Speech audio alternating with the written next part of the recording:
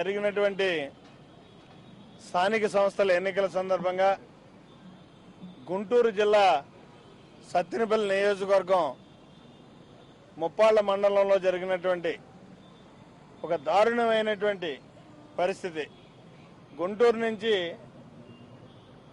ఎంపీటీసీలుగా ఎన్నికైనటువంటి వైఎస్ఆర్ కాంగ్రెస్ పార్టీ సభ్యుల్ని మా రాంబాబు గారు అధికార ప్రతినిధి ఎమ్మెల్యే, అదే రకంగా ముస్తాఫా గారు ప్రజెంట్ గుంటూరు ఎమ్మెల్యే, వీళ్ళు కలిసి తోడుకుని తీసుకుని వెళ్తున్నటువంటి సందర్భంలో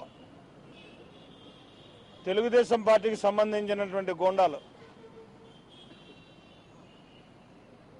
దాడి చేసి దౌర్జన్యంగా నలుగురు ఎంపీటీసీ సభ్యుల్ని తీసుకెళ్లిపోయి చేసినటువంటి సందర్భాన్ని మరి ఆనాడు శాసనసభ్యులు పోలీస్ రిపోర్ట్ ఇవ్వడం జరిగింది. ఎవరినైతే కిడ్నాప్ చేసినటువంటి ఎంపీటీసీ సభ్యులున్నారో వాళ్ళని కూడా పోలీసులు విచారించినటువంటి సందర్భం ఉంది. వాళ్ళు కూడా చెప్పడం జరిగింది. అయితే ఇవాళ వరకు కూడా 13వ తారీఖున జరిగినటువంటి సంఘటనని ఈ 18వ తారీఖు వరకు కూడా కనీసం పోలీస్ యాక్షన్ అన్నది ఎక్కడ కూడా కనిపించినటువంటి పరిస్థితి. ఒక్క ముద్దాయిని కూడా ఇవాళకి వాళ్ళు అరెస్ట్ చేసినటువంటి పరిస్థితి కానీ విచారించినటువంటి సందర్భం కానీ కనిపించలేదు. మన 15వ తారీఖున అర్బన్ రూరల్ ఎస్పీలు గుంటూరు సంబంధించినటువంటి అర్బన్ రూరల్ ఎస్పీలు ఇద్దరిని కూడా మేమంతా కలిసి వెళ్ళి మరి రిప్రజెంట్ చేయడం జరిగింది. అయినా ఎక్కడ కూడా యాక్షన్ కనిపించలేదు. మరి చివరిగా ఈరోజు డీజీపీ గారిని ప్రత్యక్షంగా మేమంతా కూడా కలిసి దీని మీద యాక్షన్ తీసుకోవాలి అని చెప్పేసి డిమాండ్ చేయడం జరిగింది. ఆయన తప్పగా ఖచ్చితంగా యాక్షన్ తీసుకునే కార్యక్రమాన్ని నేను తీసుకుంటాను అని చెప్పేసి మరి చెప్పడం జరిగింది. అయితే ఇక్కడ దురదృష్టం ఏంటంటే ఇది ఎవరైతే ఈనాడు రాష్ట్ర శాసనసభ్యులందరినీ కూడా ఒక నమ్మకంలోకి తీసుకుని నడిపించాల్సినటువంటి బాధ్యత ఉన్నటువంటి శాసనసభాపతి యొక్క నియోజకవర్గం ఇది సత్తెనపల్లి నియోజకవర్గం. అక్కడే ఇటువంటి దుశ్చర్య జరిగినటువంటి పరిస్థితి ఉంది. ఇవాళ వరకు కూడా కనీసం ఎవరి మీద యాక్షన్ తీసుకోలేదు అనేటటువంటి పరిస్థితి ఉందంటే ఇందులో మరి ఎంత ఒత్తిడికి లోనై ఈనాడు యాక్షన్ తీసుకునేటువంటి పరిస్థితి ఉన్నది అన్నది మనకు స్పష్టంగా అర్థమవుతున్నటువంటి పరిస్థితి ఉంది. మొన్న గుంటూరులో చెప్పినప్పుడు కూడా నేను చెప్పడం జరిగింది.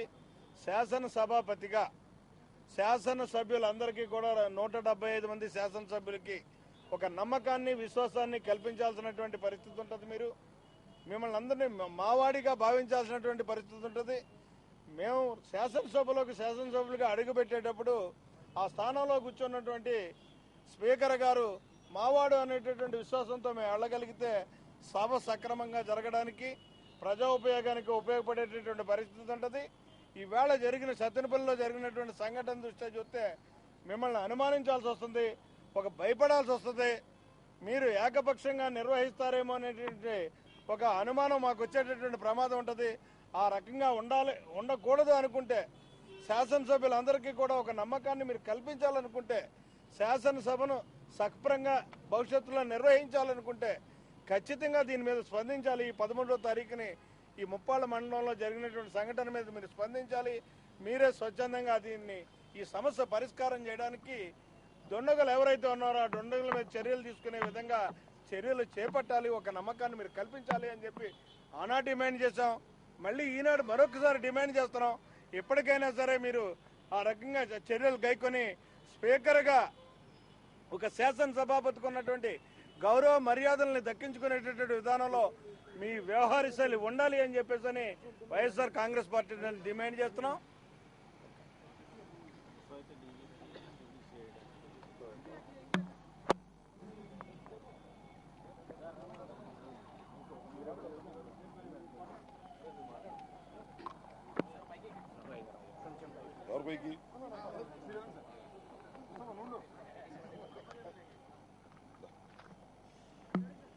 ఈరోజు వైఎస్ఆర్ కాంగ్రెస్ పార్టీ తరఫున నేను అలాగే ముస్తఫా గారు, ఎందుకంటే మేమిద్దరం ఆ రోజు మేడికొండూరులో జరిగిన దాడిలో ప్రత్యక్షంగా ఉన్నటువంటి వ్యక్తులం, మా మీద కూడా దాడి చేశారు. అలాగే వైఎస్ఆర్ కాంగ్రెస్ పార్టీకి చెందినటువంటి శాసనసభ్యులం అందరం కూడా కలిసి ఈరోజు డీజీపీ గారికి ఒక విజ్ఞాపన పత్రాన్ని ఇవ్వటం జరిగింది. ఎందుకంటే 13వ తారీఖు ఉదయం 8:20 ఈ సంఘటన జరిగితే ఇవాళ 18వ తారీఖు ఇప్పటి వరకు కూడా దాడి చేసిన వారి మీద ఏ విధమైనటువంటి చర్య తీసుకున్నటువంటి దాఖలాలు కనిపించడం లేదు. ఒక్క సింగిల్ అక్యూజ్ని కూడా ఇంతవరకు అరెస్ట్ చేయలేదు. దాన్ని బట్టి మాకు అర్థమవుతున్నది ఏంటంటే పొలిటికల్ ప్రెషర్ లోకల్ పోలీస్ మీద ఉన్నది అనేటువంటి భావన మాకు కలుగుతా ఉన్నది.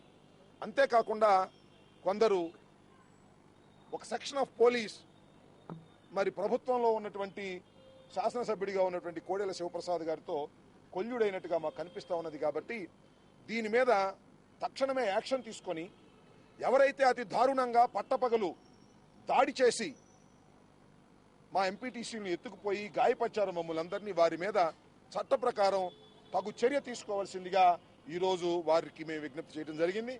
వారు పరిశీలన చేసి మా మెమోరాండం తీసుకున్నారు. సాధ్యమైన త్వరలోనే యాక్షన్ తీసుకుంటామని కూడా చెప్పారు. మేము వారికి వివరించాం. బీహార్ తరహాలో అంటే లాలెస్నెస్, చట్టం లేనటువంటి పద్ధతుల్లో మరి నడి రోడ్డు మీద దోపిడీ దొంగల్లాగా రాజకీయాన్ని కూడా దోచుకుపోయే పరిస్థితిలోకి రావడం అనేది చాలా బాధాకరమైన విషయం. ఇలాంటి సంఘటనల మీద తక్షణమే స్పందించకపోయినట్లయితే పోలీసు ఈ రాష్ట్రంలో అరాచకం ఏర్పడే ప్రమాదం ఉన్నది. కాబట్టి మీరు తక్షణమే బాధ్యతగా ఈ కేసును ఎంక్వైరీ చేసి ఇన్వెస్టిగేషన్ చేసి నిజమైన కల్ప్రిట్స్ ని తప్పనిసరిగా శిక్షించే విధంగా మీరు చేయాలని వారికి విజ్ఞప్తి చేయడం జరిగింది. యాక్షన్ తీసుకుంటారని భావిస్తున్నాం. త్వరలో యాక్షన్ తీసుకోకపోతే ఫర్దర్ గా కూడా మేము ఇంకా అవసరమైతే పై అధికారులకి న్యాయస్థానాలకు కూడా వెళ్లి దాని మీద తగు చర్యలు తీసుకోవడానికి వైఎస్ఆర్ కాంగ్రెస్ పార్టీ సిద్ధంగా ఉందని ఈ సందర్భంగా చెప్పదలుచుకున్నాను. Thank you.